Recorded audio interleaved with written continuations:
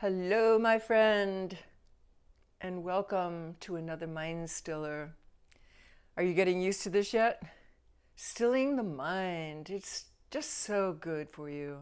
It's good for you, it's good for the world, it's good for your family, your friends, your environment. Everything gets affected by how we think. Because thoughts are energy. Thoughts are not just these things that just travel around, sometimes harassing us and sometimes inspiring us and sometimes motivating us and sometimes depressing us. But thoughts are more than just things. Thoughts are energy. Thoughts are like, if you would think of the brain as the physical organ that helps you to maneuver in life. Really, it's in control of your whole body and your whole environment. Your brain, if your brain's not working, you're not having a very good life, right? But when we say the mind is the metaphysical organ. You can't take it out and dissect it and put it under a microscope and talk about it the way we do talk about the brain. But the mind is something we all have, and especially those who are tortured by their thoughts, as many people are. They tell me all the time, I can't stop my mind. Well, that's why we still our mind, because energy is real. The energetic reality of thoughts is real. And when we bring this rakaru, as one of my teachers called it, into a space of calm, then that energy that comes from our mind can be used for much, much, much more pleasant things, constructive things, beneficial things, healthy things. So let's get started. How to still the mind. Some people, most people in the world who are into this stuff, whether you call it relaxation or contemplation or meditation, doesn't matter what Asian you're talking about, you want to quietly subside these thoughts. It's like the ocean. You see the ocean out there in a storm, and that's your mind that's just acting badly, unruly. It's a crazy mind, and you haven't trained it yet. That's all. Have you ever had a pet that needs to be trained? Well, you have to be patient, and you have to start step by step and be persistent. And it's the same with the mind. The mind is like this unruly pet. And if you just let it get away with murder, it's going to ruin your life. And some people, sadly, even take themselves out because of their unruly minds. They start fabricating untruths. They start fabricating lies and made up realities. And so you want to have a still mind. The ocean, yes, it goes through that, and then it quiets.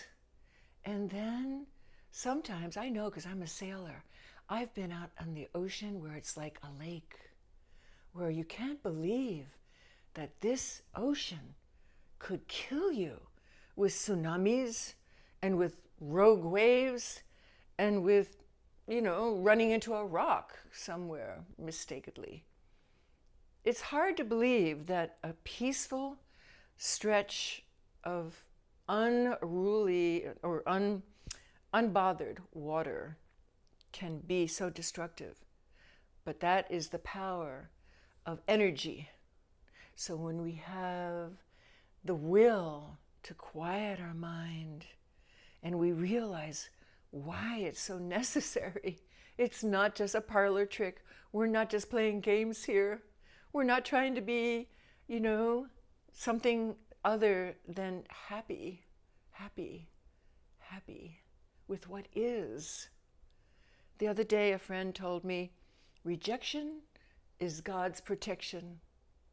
And many of us, and myself included, we have this idea about how life should be.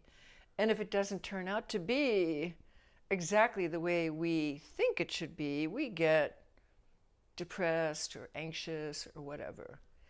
And that's the whole school of thinking of the law of attraction.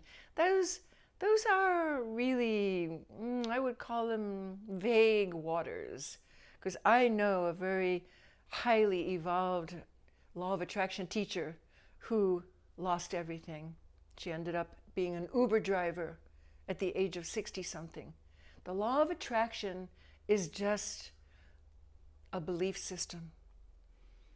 And just believing in something doesn't necessarily mean that it's going to come true, because we are protected by the energetic force of this universe, which is what our mind is connected to. It really is like a manifestation of the energetic force of this entire shebang, multiverse. Consciousness is the breath. When we breathe, we have consciousness. When we stop breathing, as in dying, death, end of life, then our consciousness has left the body. I call it left the planet. Our consciousness is the breath. The breath is the bridge from this understanding of what's going on to something much bigger, something really much better, something that is in tune with everything, nature, even technology. You don't have to be scared of AI. AI can be just as beneficial as when they invented the airplane. I mean, what's the big deal? It's the next step in our evolution. We don't have to be scared of anything except our unruly mind. This is the killer. This is the killer. So let's still the mind by following our breath and watching it as it leaves our body, bringing harmony and peace to the world. Breathing in and breathing out. Through the nose is best.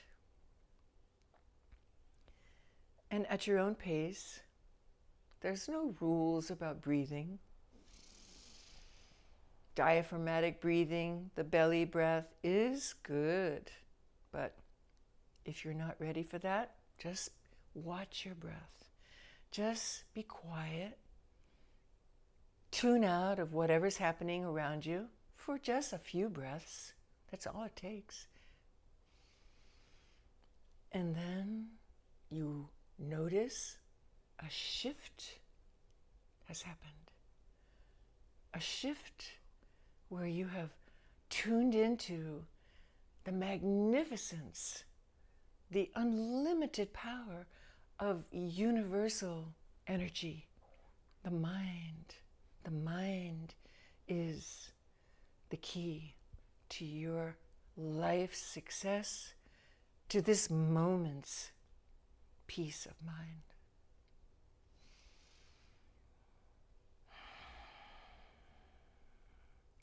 Take deep breaths and watch your breath.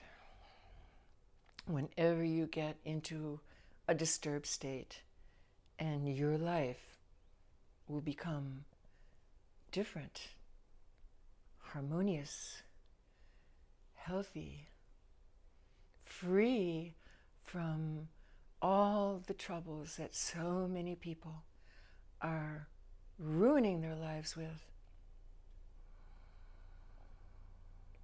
If you choose happiness, then choose to follow your breath whenever you're disturbed. It's that simple. It's really not complicated. I send you all my love, and listen to the ZLORD podcast. It'll help. Om Namah Shivaya.